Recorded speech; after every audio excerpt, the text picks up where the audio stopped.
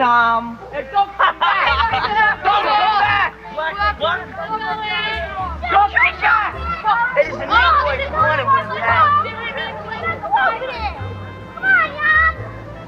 We were riding down this block, and these white people start saying, "Get out of here, niggas. You know, get out of my neighborhood. Don't come to this neighborhood." Then they start hitting on her. Throwing rocks and everything else. Throwing rocks. Because we were in their neighborhood. We went on a bike hike to McDonald's. We didn't mean to bother anybody. We had a nice We saw a parade, we saw a gathering, so we went down there to see what was happening. All right. I mean, we didn't bother anybody. We weren't looking for trouble. I never even know people around here were like that. I've never experienced anything like this in my life. What happened to you? Nothing happened to me, but this little boy, short boy about my size, or little short, had picked up a rock, and he was in the front of all these tall honkies. But he threw the rock. He tried to hit my sister, but he almost hit me about that much away from me. And I sure wish he had hit me with that rock. I would pick up the rock right next to me and hit him right dead in his face. They always say niggas are doing everything. They always say we're doing everything, right? Every time the white people come down the block, we don't push them out their neighborhood and throw rocks and start hitting them. We don't bother the white people around our neighborhood, but when we get in a white neighborhood, they just push us out. Yeah. Everybody was upset. They said we're nothing, you know, they were a piece of dirt, dogs. I mean, that's the way you treat an animal. I mean, God, we're human beings. You don't treat other people like that. It's just wrong. Black, white, I don't care. A person is a person. Skin should have no bearing on how you treat a person. Black lives matter. Unless you have been living under a rock, you have bared witness with the rest of the world, protest, unrest, rioting, looting, agitation, conspiracy, sadness, sorrow, grief, anger, confusion. You also bared witness to one white cop, Derek Chauvin, who pressed his knee in the back of George Floyd, a black man's neck, for 8 minutes and 46 seconds.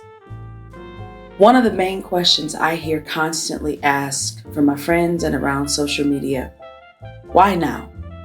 Why this change now? There's several that happened before George Floyd. Why now? Because it is undeniable when you bear witness to someone take their last breath. You were in that moment with him when he took his last breath.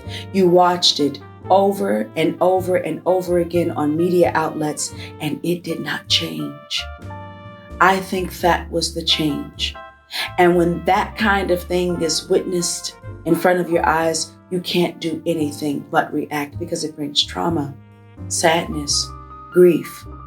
It makes you angry, because it was once said that there was no such thing as racism and police. Well, as we've bear witness, and we've tried to communicate this many times before, racism and police brutality seem to go hand in hand, especially for Blacks. That's what we've seen. But I guess the question is now, where do we go from here? Well, I don't think we should get caught up in symbolism. I think it's beautiful when you see a yellow Black Lives Matter splattered across the street on the way to the White House. I think it's beautiful when you see other nations pledging, fighting, protesting. I think it's a beautiful thing. But I also think that we need to see change. We need to see the kind of change in legislation. We need to see the kind of congressional change that moves mountains. We need to see the police reform that is promised to us. We need to see something different. We need to see education and literacy programs restored in the inner cities, and programs like the ones we had when I was a young girl living in the hood. AmeriCorps Vista programs, those kinds of programs that educated young Black children and prepared them for success in the world. I see a different way for our people. I don't see just common change, but real change. The kind of change that makes you talk to your children and your households. Black people, we need to start having collective conversations, real conversations. Conversations that change from the inside out. We need more because we are beautiful people. We are the children of Israel. We are the children of God. That does not exclude, but we know we have been in this country disenfranchised, disproportionately disadvantaged. I remember there was so much conversation about looting. Well, when you give people nothing, you don't prepare them, you take away programs, and you don't educate them, that's called poverty. And when you live in poverty, anytime that there's an opportunity for you to get something, you're going to get it by any means necessary. That's what we bear witness to. So it's all relative. Everything goes hand in hand. Nothing is separate. And I want us to know that every piece of the puzzle fits. Whatever you have inside of you that you can contribute that. Don't come in thinking we're going to overhaul the system. It's one step at a time. This is just the lid opening on the revolution. This is new. We're just experiencing this for the first time, something we thought we'd never see in our lifetime. This is new for us, and we have to get ready for it, whatever it is.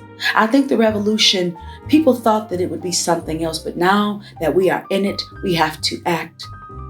It's different when you talk about it, but it's another thing when you're in it. There's so much more inside of us. I see so many things for Black people. I see a land of milk and honey.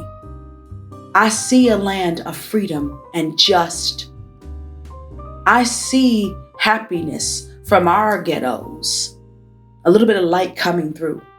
Because I know what it's like to live in a hood. I know what it's like to be stricken with poverty when there's no water, there's no gas, or there's no food.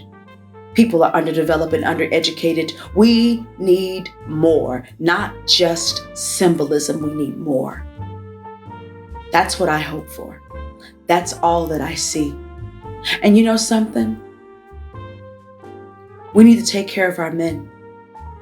Men, we need to protect the women. We can no longer see underrepresentation of Black women as a part of this political system.